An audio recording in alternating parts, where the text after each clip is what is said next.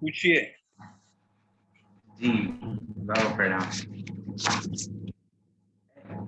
एक एक तो बाबा यहाँ से हम इसका शुरुआत करेंगे कि जो भाषा वाले जैसे कुछ प्रश्न हमने कल किए थे उसके अंदर, तो एक तो जो भाषा का कल प्रश्न हमने छोड़ा था उसमें कि हम बात कर रहे थे ज्ञान की राजनीति को लेकर के, कि जो अलग अलग भाषाएं हैं, अलग अलग उनका अलग अलग ज्ञान है उसके अंदर, दुनिया में ही अलग अलग अफ्रीकी समाज का आपने उदाहरण दिया या एशिया के दूसरे देशों का आपने उदाहरण दिया।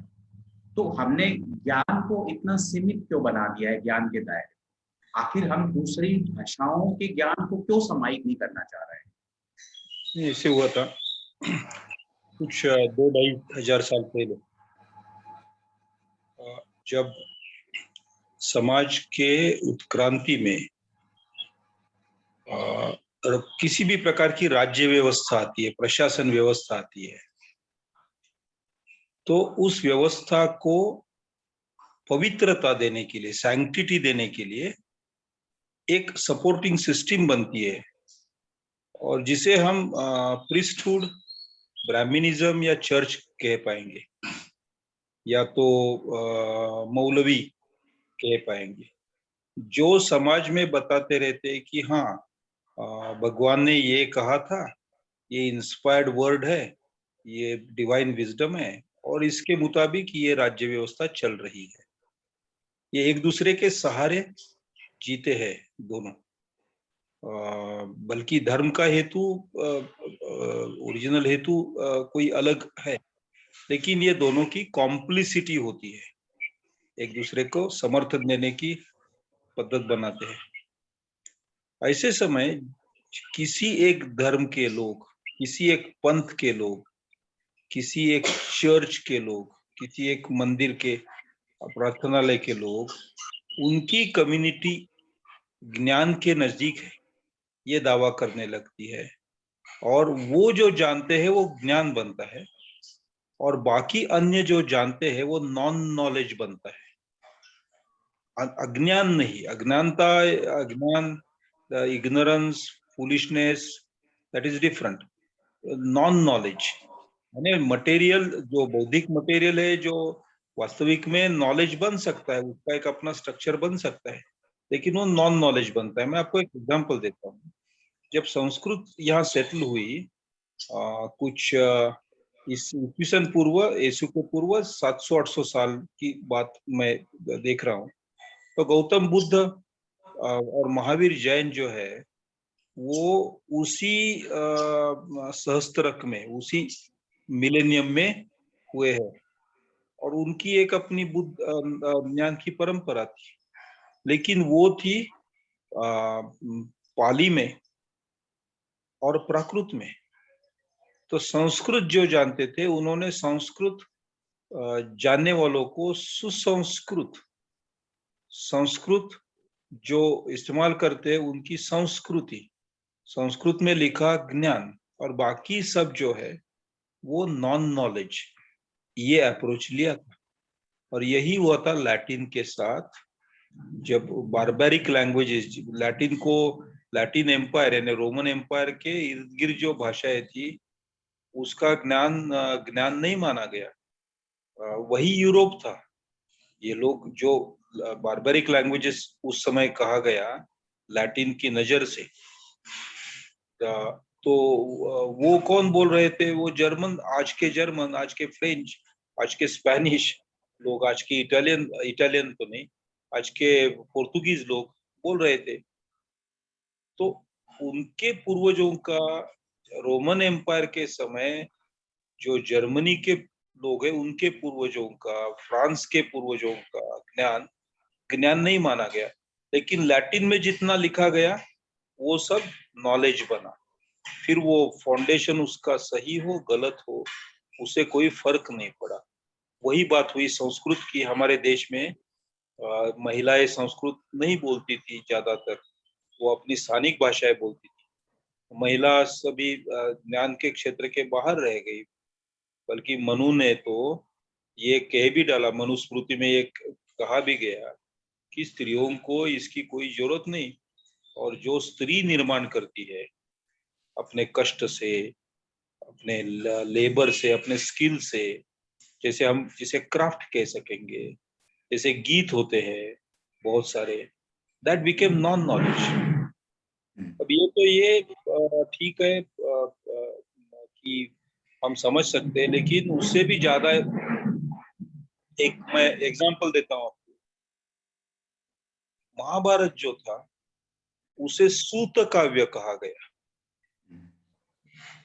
जो संस्कृत में था, लेकिन कोई अलग जाति के, कोई अलग कास्ट के व्यक्ति ने ये कंपोज किया, तो उसे भी पवित्र ज्ञान नहीं माना गया, वो पॉपुलर नॉलेज बना। भागवत और महाभारत जो व्यास की रचनाएं है, तो उसको पॉपुलर नॉलेज, लोक विद्या माना गया। ये ज्ञान का पॉलिटिक्स होता है। आज अंग्रेजी का डोमिनेंस रहा पिछले 200 साल में, तो अंग्रेजी में जो आता है उसे ज्ञान माना जाता है, और जो अंग्रेजी में नहीं है, ऐसी भाषाओं में आता है, अन्य भाषाओं में, तो उसको सब स्टैंडर्ड नॉलेज बोला जाता है। जैसे साइंस का कोई पेपर मलयालम में पब्लिश किया जाए तो उसे साइंटिफिक पेपर नहीं मानते हैं। ये बड़ी दुर्भाग्यपूर्ण है देखने की पद्धत। बल्कि तो कुछ समय पहले ऐसी ऑर्डर भी निकली थी कि साइंटिफिक जोन में, हॉस्पिटल में मलयालम में बात करना ये गुनाह होगा। कोर्ट ने, ये अलग बात है कि कोर्ट ने उसको ठुकरा दिया, उसको रिपेल कर दिया। एक सर, जो इन भाषाओं के जो ज्ञान की अभी आपने बात करी सर, अगर हम इसको दुनिया के चश्मे से या उसके नजरिए से देखें, तो आपने जो यहाँ भाषा का सर्वेक्षण किया या दुनिया की आप भाषाओं को देख रहे हैं, तो वहां सर इनकी स्थिति कैसे पाते हैं? दूसरा जो सर हमारा राष्ट्र राज्यों का जो बनने का क्रम शुरू हुआ, अमेरिकी क्रांति से लेके या फ्रेंच रेवोल्यूशन से लेके, क्या सर भाषा के विकास के साथ उनका भी कोई संबंध या रिश्ता रहा है सर? जो भाषा का लोक सर्वेक्षण हुआ, वो तो सबसे पहली जो मूल संहिता है, उसकी ओरिजिनल कॉपी, वो तो उसी भाषा में लोगों ने लिखी थी, अपनी अपनी जुबान में। फिर उसका हिंदी और अंग्रेजी अनुवाद करना ये तय हुआ। हाँ, ये सच है कि कुछ ऐसे ओरिजिनली अंग्रेजी में लिखे गए, लेकिन जो बेसिक प्रिंसिपल था कि अपनी भाषा में अपनी भाषा के बारे में लिखे लोग, और वो सब मिला के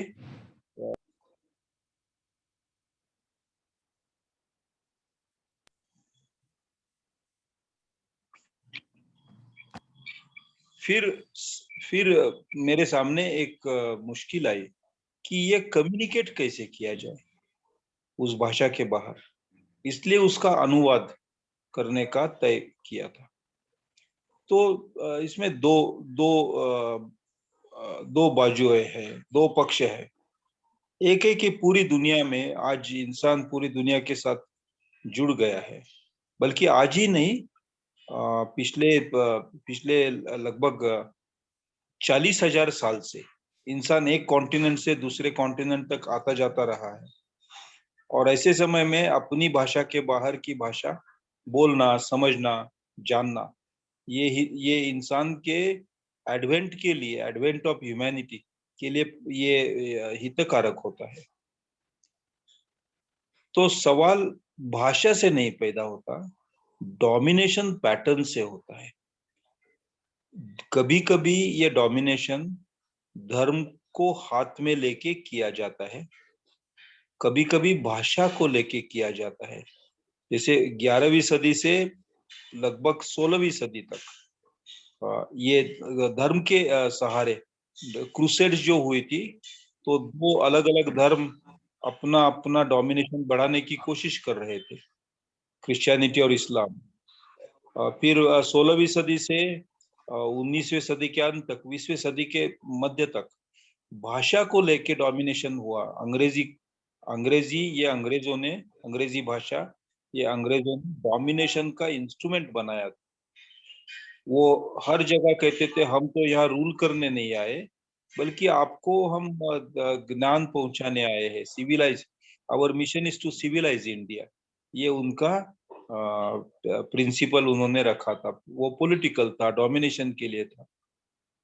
लेकिन पिछले 100 साल में ये डोमिनेशन का पैटर्न बदल गया है, खास करके फर्स्ट वर्ल्ड वॉर के बाद, जब नए नए सिरे से वेपन मेकिंग शुरू हुआ, नए किस्म के वेपनरी बनने लगी।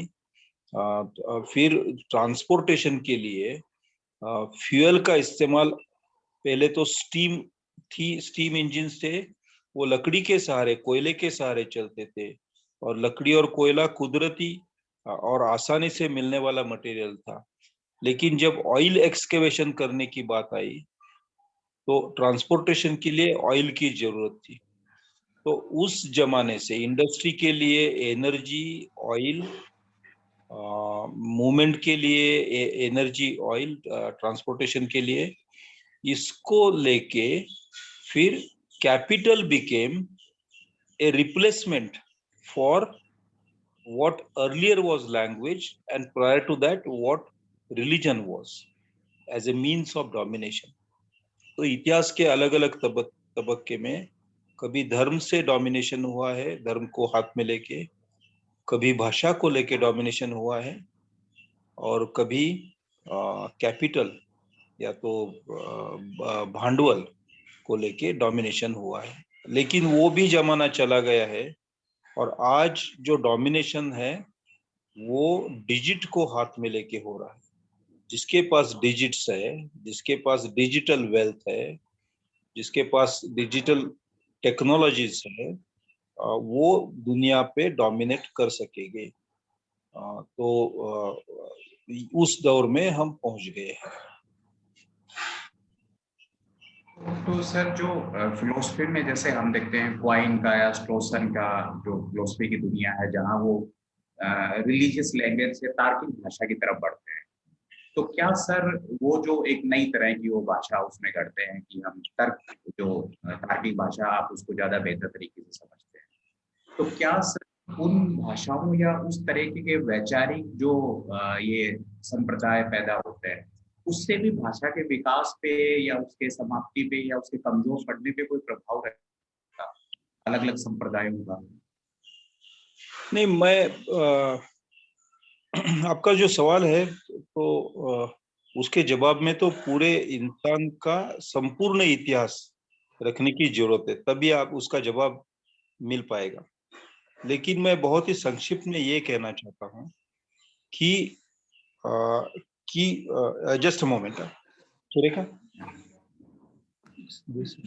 हाँ, मैं ये कहना चाहता हूँ कि इंसान जो है वो एक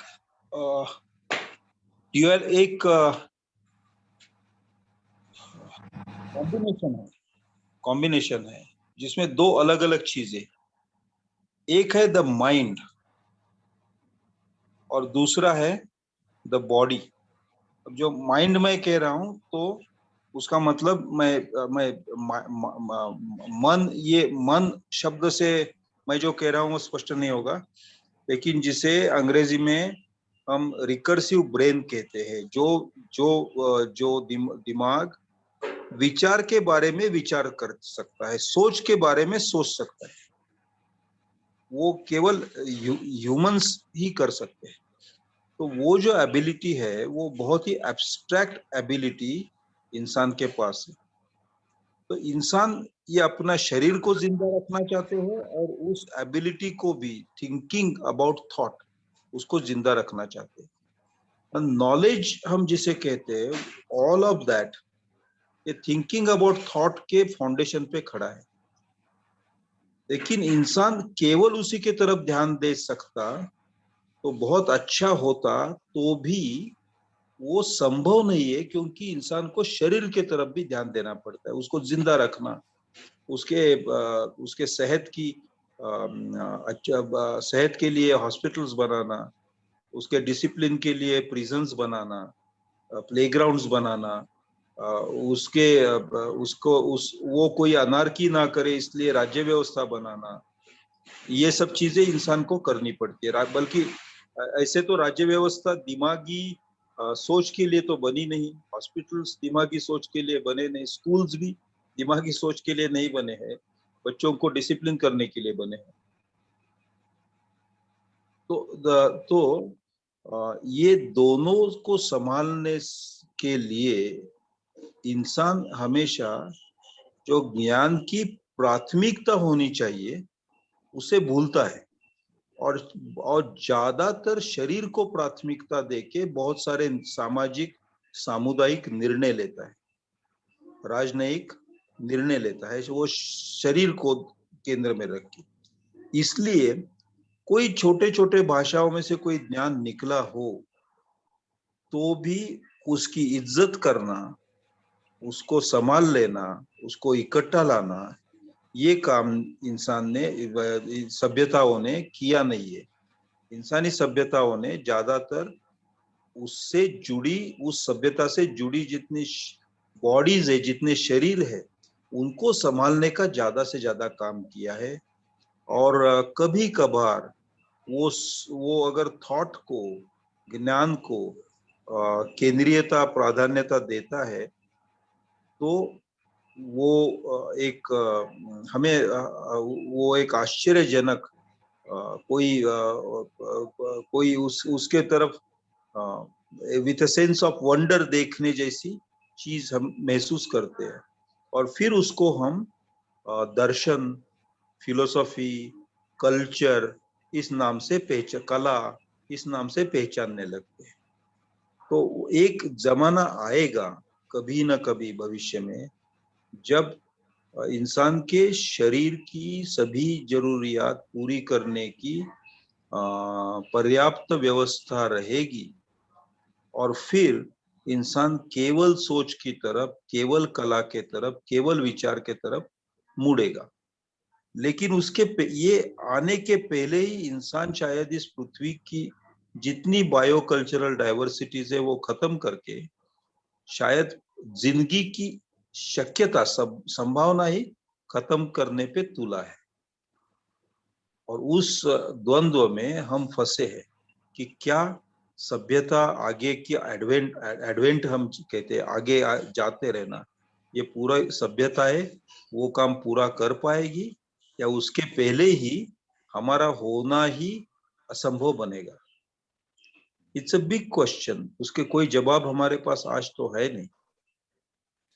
और इसमें छोटी छोटी भाषाओं का नॉलेज है, निग्लेक्टेड रहता है। इन थियोरेटिकली वो नॉलेज ही है, उसका महत्व है, वो इकट्ठा करना चाहिए। मैंने पूरी जिंदगी वही काम किया है, लेकिन पूरी जो दुनिया है वो उसको क्यों महत्व नहीं देती, इस सवाल के जवाब में मैंने ऐसे कभी नहीं सोचा कि दुनिया बहुत खराब है और मैं ये नॉलेज इकट्ठा करने वाला ही अच्छा आदमी हूँ। मैंने दुनिया की नजर से आदिवासियों को और आदिवासी के नजर से दुनिया को दोनों देखने की कोशिश की है।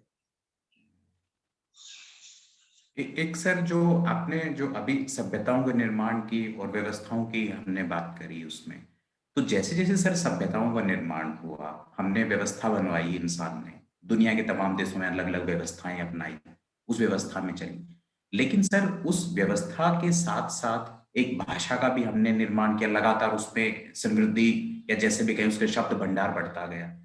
लेकिन सर अगर अभी हम देखें, केवल आज ही का नहीं, पिछले हम 8-10 साल या 20 साल का देखें, तो एक जो सर घृणा का भाव होता है, एक नफरत का या एंगर का या गुस्से का भाव भाषा के, वो आपको नहीं लगता कि सर लगातार बढ़ता जा रहा है? तो उसके पीछे क्या व्यवस्था उत्तरदायी थी, या हमारा विकास क्रम में कुछ ऐसी कमियां रही हैं? आखिर ये भाषा के अंदर बिखराव है या समाज का बिखराव है? इस सवाल को सर आप कैसे देखते हैं? ये जो नफरत का माहौल है, उसके बारे में मैं हमेशा सोचता रहा हूँ कि क्यों इतनी नफरत बढ़ रही है। तो उसके मुझे दो जवाब मिलते हैं। उसमें से एक को मैं स्वीकारता नहीं हूं लेकिन आपके सामने रखता हूं, और दूसरे को स्वीकारता हूं वो भी आपके सामने रखूंगा। पहला जवाब ये है कि फ्रेंच रेवोल्यूशन के बाद यूरोप में कुछ समय युद्ध हुए, उसे नेपोलियनिक वॉर्स नाम से जाना जाता है। और वो जब पूरी हुई तो 1817 या 1818 में द लीग ऑफ नेशंस की एक कल्पना आई कि सभी देश इकट्ठा आए और एक दूसरे पे नजर रखे, जिसे युद्ध करने की जरूरत नहीं रहेगी। तो भी युद्ध होते रहे, लेकिन फिर फर्स्ट वर्ल्ड वॉर के बाद 1918 में फिर से ये लीग ऑफ नेशन की आइडिया थोड़ी सफल हुई। उसके कुछ ही साल में वो कोलैप्स भी हुई। सेकंड वर्ल्ड वॉर के बाद यूनाइटेड नेशंस आइडिया यानी कम्युनिटी ऑफ नेशंस की आइडिया आई, जो एक ओवरसीइंग इंस्ट्रूमेंट होगा, हर एक देश पे नजर रखेगा, सबको कलेक्टिव रिस्पॉन्सिबिलिटी दे देगा शांतता रखने की। तो उसके आते युद्ध की संभावना, जो हिंसक युद्ध है, उसकी संभावना कम हुई है। हाँ, ये सच है कि हमारे पास अणुबॉम्ब है, न्यूक्लियर वेपन्स है, गैस, पॉइजनस गैस, बायोकेमिकल्स है, फिर ये जीवाणु यानी अभी जो चल रहा है एपिडेमिक, उस जैसे वेपन्स है, बायोलॉजिकल वेपन्स है, वो ठीक है। लेकिन युद्ध की कल्पना, युद्ध की संभावना जैसे कम होती है, तो इंसान में छुपा जानवर अन्य मार्गों से अपनी हिंसा की लालसा व्यक्त करता रहता है। लालसा शब्द आप समझते हैं?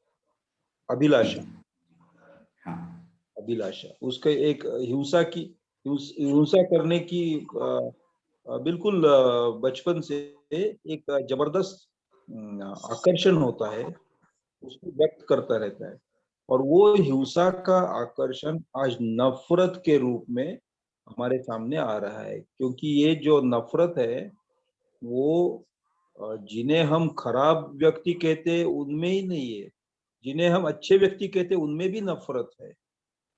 बहुत सिविलाइज, बहुत materially satisfied, comfortable middle class में सबसे ज्यादा ये दिखने मिलता है, हेट्रेड। वो छुपा हुआ हेट्रेड होता है, वो किसी ना किसी की नफरत करते हैं। बल्कि आज तो हमारे में से हर कोई अपने मकान में रह के हर बाजू वाले की नफरत कर रहे हैं, क्योंकि हम सब ज्यादा वायलेंट बन गए। हमारा वायलेंस जो पुराने समय युद्ध क्षेत्र में सैनिकों द्वारा, शस्त्रों द्वारा दिखता था, वो आज हमारे जुबानी इस्तेमाल से, या तो बेजुबानी गैर इस्तेमाल से, through speech and silence, we are showing not only through speech, our silence also is full of contempt, hatred. आप अगर मैंने बहुत बार ये एक्सपेरिमेंट किया कि कोई मुझे मिलने के लिए आते हैं तो उनके पहले 10 या 15 वाक्य में बहुत बहुत बारीकाई से सुनता हूँ, सूक्ष्मता से सुनता हूँ। तो उसमें मुझे पहले 10 वाक्यों में कम से कम 2 या 3 दीवारें उन्होंने खड़ी की हुई नजर आती है। वो कहते हैं कि हाँ, हम ऐसे हैं, वो ऐसे नहीं है, हम सुधर गए, वो नहीं सुधर। तो हम और वो, मैं और बाकी अन्य, ये इंडिविजुअलिस्टिक सोसाइटी जिसे हम कहते हैं, उसमें ये बहुत अंदर तक उतरा हुआ हिंसा का तत्व है। Individualism has a very attractive feature, that is freedom of an individual. लेकिन इंडिविजुअलिज्म, व्यक्तिवाद, ये दूसरे बाजू से देखे तो नफरत को स्वीकार करने के लिए तैयार किया हुआ पिंजरा भी होता है। तो इसलिए मैं इस व्यू को नकारता हूँ। लेकिन आपके सवाल में मैंने कहा दो, हिंसा की संभावना कम होती है तो हर इंसान ज्यादा हिंसक बनता है। युद्ध की संभावना कम होती है तो हर इंसान ज्यादा हिंसक बनता है। ये एक भूमिका, उसे मैं नकारता हूँ। लेकिन दूसरी भूमिका ये है कि उत्क्रांति के स्थिति में, प्रक्रिया में, इंसान यानी दुनिया में रहने वाले सभी वो अपने होराइजन्स बदलते जाते हैं। क्षितिज है वो क्षितिज बदलते उठाते रहते और ऊपर उठाते रहते, उनको और कुछ ज्यादा वो और कुछ ज्यादा चाहते हैं। हर 50 साल हर 100 साल में आप देखेंगे तो एक क्षितिज है वो ऊपर गया है, जो अपेक्षा का क्षितिज है, एस्पिरेशंस का क्षितिज है, एक्सपेक्टेशंस का होराइजन है, वो ऊपर गया है। अब आज की स्थिति में जो एक्सपेक्टेशंस है वो इतनी अनसस्टेनेबल बनी है। हमारे पास जो पृथ्वी पे रिसोर्सेस है वो हर एक की एक्सपेक्टेशन पूरी नहीं कर पाएंगे। महात्मा गांधी ने कहा था ना कि we have got everything that everybody needs, but we don't have enough for everybody's greed. हाँ, तो इस स्थिति में सभी लोग अपनी एक्सपेक्टेशन पूरी हो, इसलिए एक अनस्टेटेड प्रिंसिपल या अनस्टेटेड मूड कहे एक्सेप्ट करते हैं, और वो है कि हाँ ये सही होगा कि कुछ लोगों को नहीं मिलेगा, कुछ लोगों को मिलेगा, कुछ लोग नहीं वो ले पाएंगे, कुछ लोग ले पाएंगे। हमारी जो इकोनॉमिक है तो पूरे दुनिया में मार्केट इकोनॉमी, कॉम्पिटिटिव इकोनॉमी, उसके नीचे वो प्रिंसिपल है, those who can will, those who can not will perish. और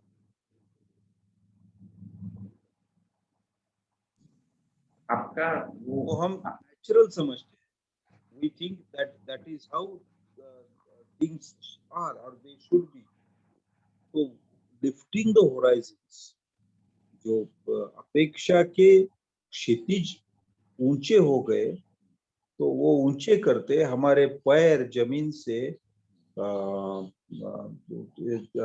फिसल गए हैं। पैर, हम हवा में उड़ने लगे, जमीन पे हमारे पैर है नहीं, हाथ हमारे बहुत ऊंचे हो गए, आसमान को हम छूना चाहते हैं, इसलिए पैर जमीन को छूते नहीं। इस इकोनॉमिक कंडीशन में ये जो नफरत है वो बहुत ज्यादा पैदा होती है। I accept that view. So I blame the economy for this nafrat, and not end of war is not the reason, but increasing in aspiration is the reason for increased nafrat. ये मेरी भूमिका है। Sir, अगर इसी सवाल को हम आदिवासी समाजों पे या छोटे समुदायों पे या समुद्र के किनारे रहने वाले समुदायों पे या घुमंतू समुदायों पे देखें, तो क्या सर उनकी जो भाषा है, उनका जो अपना समुदाय है, क्या सर उस समुदाय में नफरत का पैरामीटर इसी डिग्री के ऊपर है? और क्या सर अगर वहां कमजोर है या इतना नहीं है ये अग्रेसिवनेस, ये घृणा का भाव, तो क्या इसकी वजह यही अर्थव्यवस्था का जो एस्पिरेशन है उसके स्तर का कम होना है सर, उसके पीछे का कारण?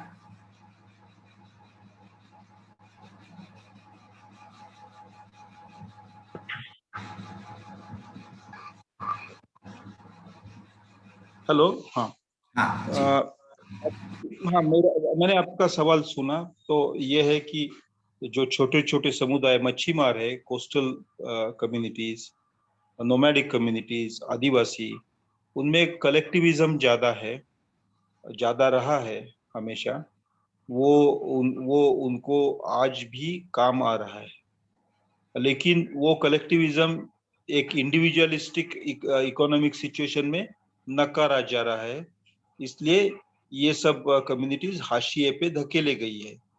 ये भी सही है। लेकिन क्या ये सभी कम्युनिटीज क्रश होगी, उनका अनाहिलेशन होगा? वो बिल्कुल उनका निकंदन, उनका बिल्कुल समूल मूल से उखड़ के, मूलिया से उखड़ के उनको फेंका जाएगा? तो इसका जवाब लीनियर नहीं होता, यानी एक सीधी लिटी में हम सोचे तो उसका जवाब आएगा, उससे थोड़ा अलग हटके सोचना पड़ेगा। और वो ये है कि जितनी भी मेजॉरिटीज है दुनिया में, वो बहुत सारी माइनॉरिटीज की सम टोटल है। जैसे अंग्रेजी बोलने वाली मेजॉरिटी है, लेकिन अंग्रेजी कौन कौन बोलते हैं? तो अफ्रीका में भी बोलते हैं, यूरोप में बोलते हैं, न्यूजीलैंड में। और वो लोग, सभी लोग एक ही धर्म के, एक ही रंग के, एक ही देश के नहीं है। तो बहुत सारी माइनॉरिटीज लेके अंग्रेजी बोलने वाले की मेजॉरिटी है। या तो हिंदू, हिंदू एक इस देश में मेजॉरिटी है ऐसा हम मानते हैं। 80% इज हिंदू ऐसा हम मानते हैं। लेकिन हिंदू कौन है? तो उसमें लगभग 4,000 कास्ट और कम्युनिटीज है। तो ये जो मेजॉरिटीज हम मानते हैं, जो माइनॉरिटीज को हाशिए पे ढकल रही है, वो majorities solid block, single block majorities नहीं है। वो कोई मोनोलिथिक मेजॉरिटीज नहीं है, एक बड़ा पत्थर होता है, ऐसे मेजॉरिटीज नहीं है। तो ये बहुत सारी माइनॉरिटीज मिलके बनी मेजॉरिटी है, और वो अन्य माइनॉरिटीज को हाशिए पे ढकेल रही है। इसका मतलब है मेजॉरिटेरियनिज्म, जो बहुमती वाद जो है, बहुमती की सत्ता, बहुमती से हासिल की सत्ता, उस पर्सपेक्टिव को जिस दिन हम बदलेंगे, और जिस दिन डाइवर्सिटी ये हमारे लिए अच्छी है ये स्वीकारेंगे, उस दिन ये सब हाशिए पे रही छोटी छोटी प्रजाएं, छोटे छोटे समुदाय हमारे लिए, हमारे आगे के, यानी हमारे फ्यूचर की कम्युनिटीज दिखने पड़ लगेगी। ये पर्सपेक्टिव बदलेगा, पर्सपेक्टिव जरूर बदलेगा। क्योंकि पूरी दुनिया में जब डेमोक्रेसीज मेजॉरिटेरियन बनने लगी, तब कुछ लोगों ने कॉस्मोक्रेसी नाम का एक नया पॉलिटिकल दर्शन बनाया, न्यू पॉलिटिकल फिलोसॉफी बनी है, और वो उभर के आ रही है बहुत जोर से। कॉस्मोक्रेसी का मतलब है जो डेमोक्रेसी के आगे की, यानी beyond democracy, after following democracy, political philosophy है। और उसमें ये माना गया है कि पेड़ पौधों का भी रिप्रेजेंटेशन करने वाला पार्लियामेंट में कोई होना चाहिए। यानी नेचुरली कोई पौधा या पेड़ आके पार्लियामेंट में नहीं बैठेगा, लेकिन कोई इंसान उनके तरफ से बोलता रहेगा, उनके इंटरेस्ट में। अभी हमने थोड़े थोड़े कुछ अंश में वो कल्पनाएं स्वीकारी है। जैसे ग्रीन ट्राइब्यूनल होता है, जैसे इकोलॉजिकल सैंक्शन कोई प्रोजेक्ट के लिए होता है, क्लियरेंस होता है। तो वो चीजें बढ़ती रहेगी, वो ज्यादा डेवलप होगी, वो ज्यादा सेंट्रलिटी पे आएगी। उसी तरह से अन्य स्पीशीज जो है, प्राणियों की, मछलियों की, पंछियों की, प्राणियों की, उनके रिप्रेजेंटेटिव्स पार्लियामेंट में होने चाहिए। और उस तरह का पार्लियामेंट इंसान और अन्य प्रजातियों को भी संभाल सकेगा। उस पार्लियामेंट को कॉस्मोक्रेटिक पार्लियामेंट कहा गया है। जब पार्लियामेंट्स कॉस्मोक्रेटिक बनते हैं, तो मेजॉरिटेरियन व्यूज दुबले बनेंगे, वो पीछे रह गया। और उस समय ये छोटे छोटे समुदायों का होना, ये अपने आप में इंसानियत की निशानी मानी जाएगी। सो मैं ये नहीं समझता कि आज एक फ्लैट वॉर शुरू है कि side A versus side B, side A is very powerful, side B is very weak. और फिर उसका नतीजा आएगा। वो अर्थमेटिकल फॉर्मूला जैसा ये संघर्ष नहीं है। ये संघर्ष उत्क्रांति के प्रक्रिया से जुड़ा है और दुनिया की इकोलॉजी से जुड़ा है। इसलिए जो इकोलॉजी के बाजू में है, वो उनकी जीत होगी। कार्ल मार्क्स ने एक बार कहा था कि जो भी कोई इतिहास के सही साइड पे है, वही आगे बचेंगे, और those who are on the wrong side of history will perish, those who are on the correct side or the right side of history will survive। तो उसी तरह से इकोलॉजी के जो राइट साइड में है, राइट यानी राइट विंग नहीं, सही सही, जो इकोलॉजी को सही सही नजर, दिशा में। सही दिशा में वो जिंदा। और हमारे जो नोमैडिक कम्युनिटीज है, वो बिल्कुल उस पे खरे उतरते हैं। वो तो आगे लीडर बनेंगे हमारे। और ये तो जमाना सर जो हाँ, 30-40 साल में आएगा। आज से 30 या 40 साल में ये नया जमाना आया होगा। तो सर ये जो कॉस्मोक्रेसी का जो आप बता रहे हैं कि अगर हम इसको देखें इसकी, तो सर आपको पूरी दुनिया में इसकी कितनी संभावनाएं दिखाई देती हैं जो आप बता रहे हैं? क्या 30-40 साल के अंदर हिंदुस्तान या दुनिया के तमाम अन्य जो देश हैं इस तरह की व्यवस्था के लिए तैयार होंगे सर इसमें? हाँ, मैं आपको 2-3 एग्जाम्पल देता हूँ। कुछ साल पहले, 4-5 साल पहले हमने वो ग्रेटा थुनबर्ग का नाम सुना। वो शायद स्वीडन की लड़की है और अभी 18-20 साल की है। तो उसका काफी नाम चला क्योंकि उसने सवाल पूछा था कि आप हमारे भविष्य की जो नेचर या नैसर्गिक संपत्ति है, कुदरती संपत्ति है, उसको आज उसकी लूट आज क्यों कर रहे हैं? आपको किसने परमिशन दी? तो उस समय हमें लग रहा था कि हाँ, ऐसी एक ही लड़की है दुनिया में जो पूछ रही है। या तो कुछ लोगों ने ये भी कहा कि उसे कोई प्रमोट कर रहा होगा। लेकिन कुछ दिन पहले स्कॉटलैंड में 9 साल के एक लड़की ने यही सवाल पूछा है। और आप पिछले हफ्ते में अगर आप इंग्लैंड के अखबार देखें, न्यूज़पेपर्स इंग्लैंड स्कॉटलैंड के, they are full with news about this little girl, 9 year old girl. वो पूछ रही है, उसने क्या सवाल पूछा है कि मेरे घर के बाजू में पेड़ लगाने का मेरा हक मैं तय करूंगी या और कोई तय करेगा? Very simple question.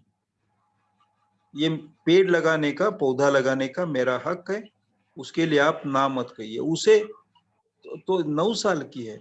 ये न्यू जनरेशन है। ये 9 साल की बच्ची जब 50 साल की औरत होगी, उस समय उसकी जनरेशन ने ये पूरी दुनिया बदली होगी। और एक एक तो सर ये जो जैसे कि आपने let me add, I have a very strong conviction, मेरा पूरा विश्वास है कि हम इस समय एक अजीब तरह के नए सामाजिक क्रांति के बहुत नजदीक है, बहुत नजदीक। और उसकी निशानियां कभी हांगकांग में होते प्रोटेस्ट में, कभी लंदन के रास्ते पे एक दिन प्रोटेस्ट हुआ था। वो क्यों हुआ था, किसने किया था, कोई जानता नहीं। अचानक हुआ था और अचानक बंद हुआ। ये 2-3 साल पहले की बात है। उसका कभी इन्वेस्टिगेशन नहीं हुआ, उसके बारे में फाइनली रिपोर्ट्स नहीं आए। ब्लैक लाइव्स मैटर जो प्रोटेस्ट हुआ था, वो उसी तरह का था। हमारे देश में एंटी सीए जो प्रोटेस्ट हुए, हाथ में निशा तिरंगा लेके लोग खड़े थे, तो उसी उसके कोई लीडर नहीं थे। ये कॉस्मोक्रेटिक प्रोटेस्ट है, ये डेमोक्रेटिक प्रोटेस्ट नहीं थे। Please, you know, there is a big difference between democratic protest and cosmo democratic process protest ये केवल इंसान के कोई इंटरेस्ट को रिप्रेजेंट करती है। कॉस्मोक्रेटिक प्रोटेस्ट जो है, वो उससे बहुत बड़े दायरे में एक्सप्रेशन करती रहती है। इसलिए उस एक्सप्रेशन को डिफाइन करना भी हमारे अखबारों को, टेलीविजन को, एनालिस्ट को संभव नहीं हुआ है आज तक। क्योंकि सर इसी से जुड़ी हुई बात मैं आपसे करा, जो इसी कॉस्मोक्रेटिक जो आप ये जो पूरी इस व्यवस्था की हम बात कर रहे हैं सर, जो अरब स्प्रिंग पूरा हुआ, अरब के अंदर तमाम ट्यूनीशिया से शुरू करके अलग अलग देशों के अंदर विभिन्न क्रांतियां हुई, क्या सर वो केवल एक व्यवस्था के तहत ही थी? उसके बाद कुछ समय बाद हम देखते हैं कि वो सारा शांत हो गया उसका चित्र। हमारे यहाँ पर भी छोटे छोटे समाज के स्तर पे अलग अलग कोई मुद्दा उठता है तो छोटे छोटे आंदोलन होते हैं। कुछ आंदोलन अभी भी चल रहे हैं, जैसे किसान आंदोलन भी लगातार चल रहा है उसमें। तो सर आप इन आंदोलनों को केवल एक व्यवस्था की किसी कमजोरी को ठीक करने के क्रम में देख रहे हैं, या बड़ी व्यवस्था परिवर्तन के दौर में पूरी दुनिया के अंदर जो आप एक नई व्यवस्था बता रहे हैं उसकी मैं आपको तरीके से हम इसको देखने? मैं आपको पिछले 50 साल के इतिहास में, दुनिया के इतिहास में एक बहुत बहुत स्पष्टता से, बहुत ही visibly and concretely emerging trend बताता हूँ। सबसे पहले वो साउथ अफ्रीका में आया, जिसमें लोग गाने गा के, ये जो एंटी अपर्थिड मूवमेंट थी 1970s में, उसने बहुत जोर पकड़ा था। वो गाने गा के प्रोटेस्ट कर रहे थे, वो गुस्से में प्रोटेस्ट नहीं कर रहे थे। और उस प्रोटेस्ट का जब विजय हुआ, नेल्सन मंडेला का राज्य है, सबसे पहले उन्होंने ट्रूथ एंड रिकंसिलिएशन कमीशन बनाया, जिसे उनका कहना था नफरत नहीं होनी चाहिए, जब तक नफरत है तब तक हमारा विजय नहीं है। ये सबसे जैसे आज हम स्कूल में पढ़ते हैं कि डेमोक्रेसी की शुरुआत कब हुई, तो हम फ्रेंच रेवोल्यूशन से, तो अमेरिकन वॉर ऑफ इंडिपेंडेंस की शुरुआत करते हैं, ऐसे ये एक नई शुरुआत थी। उसके बाद बर्लिन की दीवार गिराई गई, तो क्या वो एक्चुअली रशिया और अमेरिका मिलके ये तय हुआ था? तो मैं वो दीवार कैसी गिरी, क्यों गिरी देखने गया था वहां पे। तो मुझे पता चला कि बहुत स्पॉन्टेनियसली सिटीजन्स इकट्ठा होके उन्होंने वो दीवार गिराई थी। वो कोई बाबरी मस्जिद जिस तरह से गिराई उस तरह से कोई साजिश नहीं थी। पीपल हैड कम स्पॉन्टेनियसली वहां पे। और वो किस लिए आए थे? नफरत ना हो इसलिए आए थे। The theme is the same. उसके बाद ऐसे आंदोलन होते आए हर जगह पे, बहुत सारी जगह पे। जैसे चिपको आंदोलन उसी दौरान का है। तो चिपको आंदोलन क्या था कि इंसान पेड़ ना काटे।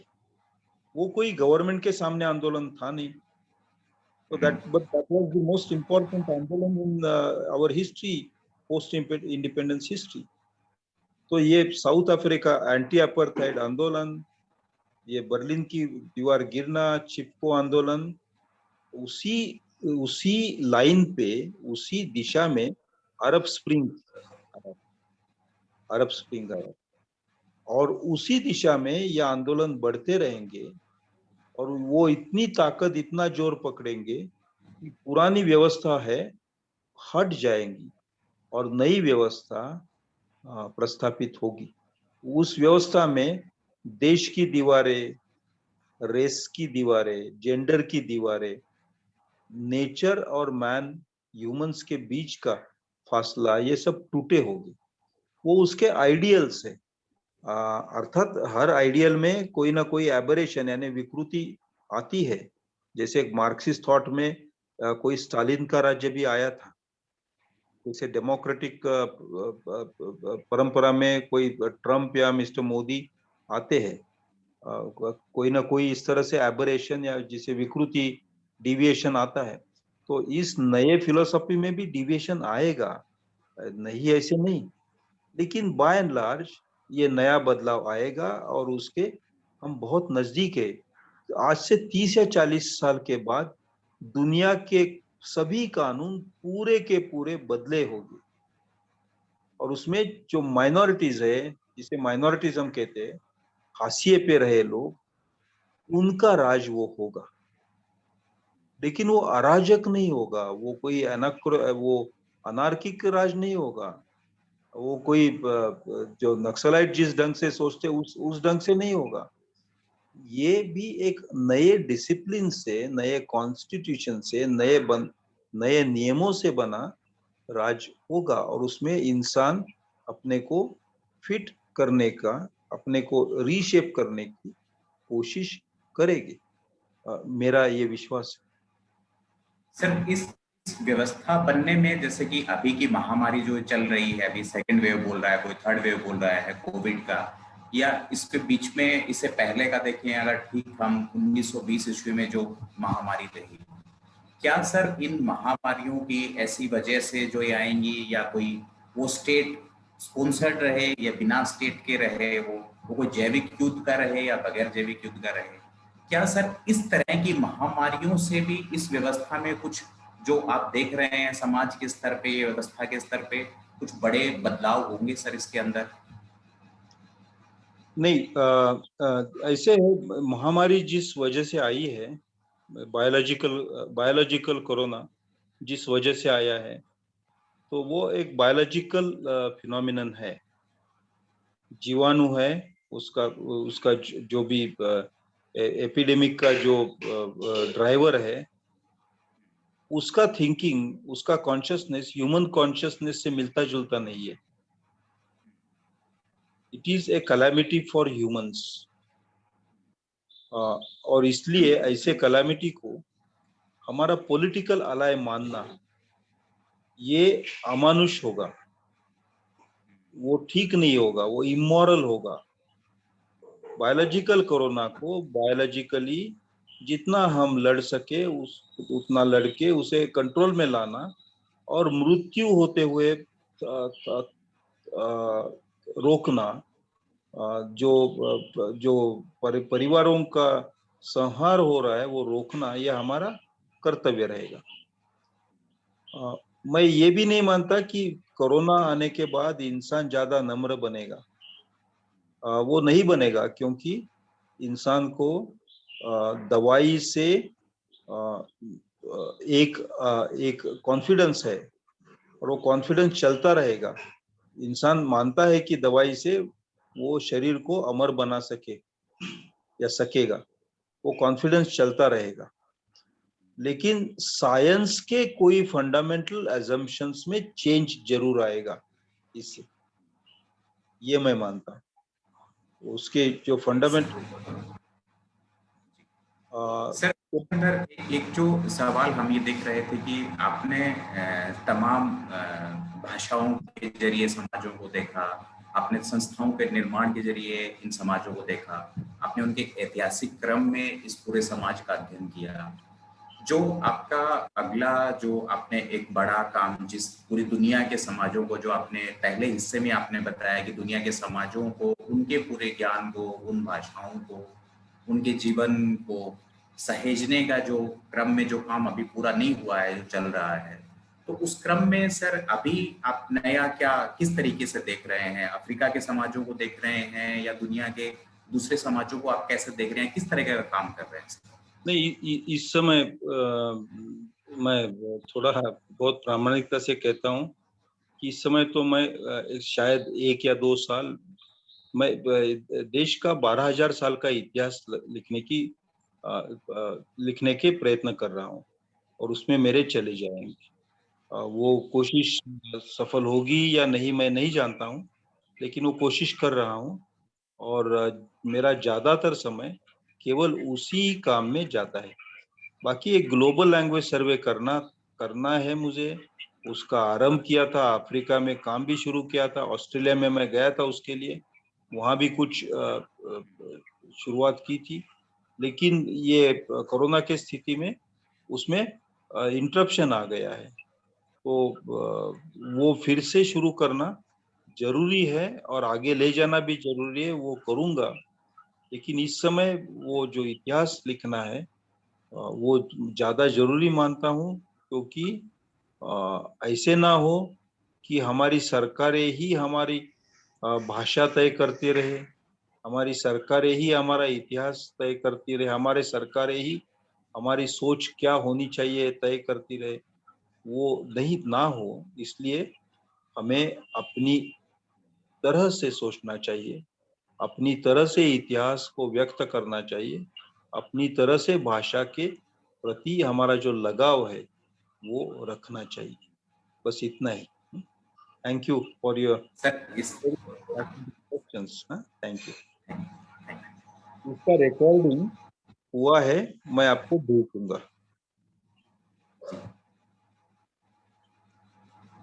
मैं इसका रिकॉर्डिंग आपको भेज दूंगा।